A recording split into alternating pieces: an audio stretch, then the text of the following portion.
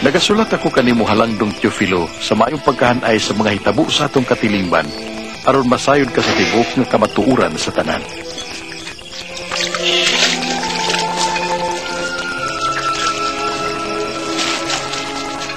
Sa panahon nga si Augusto Caesar ang emperador sa Roma ug si Herodes mo'y hari sa Judea, gipadala sa Dios ang anghel nga si Gabriel aron sa pagduaw sa kabirhen sa siyudad sa Nazaret ug ang birhen mao si Maria.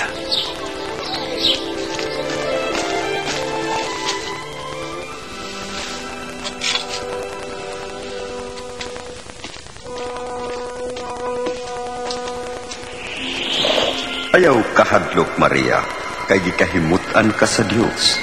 Magmabdos ka og mga anak ug lalaki, ug nganlan mo siyag Jesus. Usa man, usa ako kabirhen. Mukunsad kanimo ang Espiritu Santo. Tungod niini ang balaan nga bata tawgon nga anak sa Dios. Way katapusan ang iyang gingharian. Busa miduaw si Maria sa kalungsod sa Judea ug miduaw siyang igagaw nga si Elizabeth nga nagsabak usab. Elizabeth! Maria! Agaw, Maria! Bulahan ka sa tanang mga babae. Ug bulahan usab ang bata nga imong ianak. Pagkadungog ko sa imong pangumusta, miunpot sa kalipay ang bata nga aniya sa ako sa bakan. Nagdayeg ang akong kasing-kasing sa Ginoo. Ug naglipay ang akong kalag tungod sa Dios nga akong manluluwas. Sukad karon, ang tanang tao mo tawag ka na kog bulahan.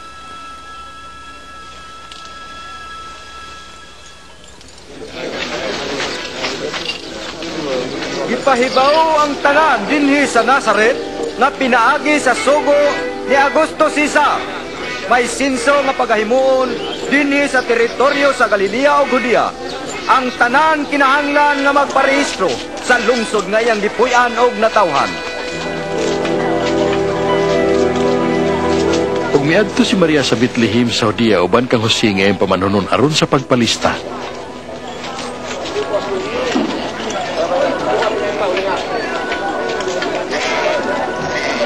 Apanwa na iluna alang kanila sa Bethlehem ug ang ilang kaabtan mao na lamang ang usa ka pasungan.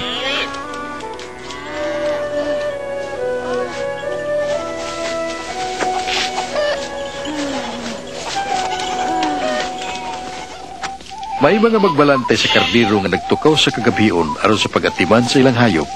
Sa dihang mitungha ang usa ka anghel sa Ginoo ug nadanagan sila sa himaya sa Dios.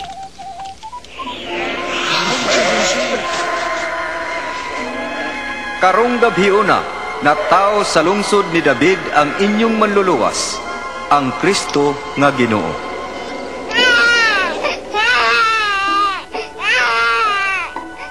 Minali ang mga magbalantay sa karniro aron tan-awon ang natao nga bata sa pasungan.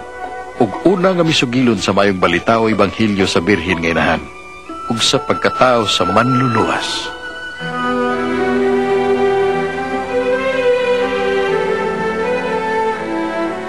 Milabay ang usa ka semana mao na ang oras sa pagtuli sa bata.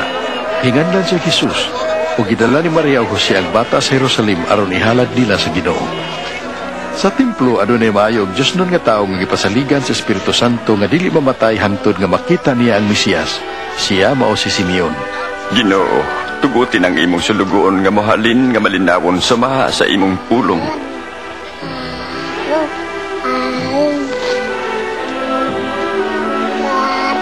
Kay nakita sa ako mga mata ang imong kaluwasan, kining bata agit pili sa Dios. Kamong duha mabulahan.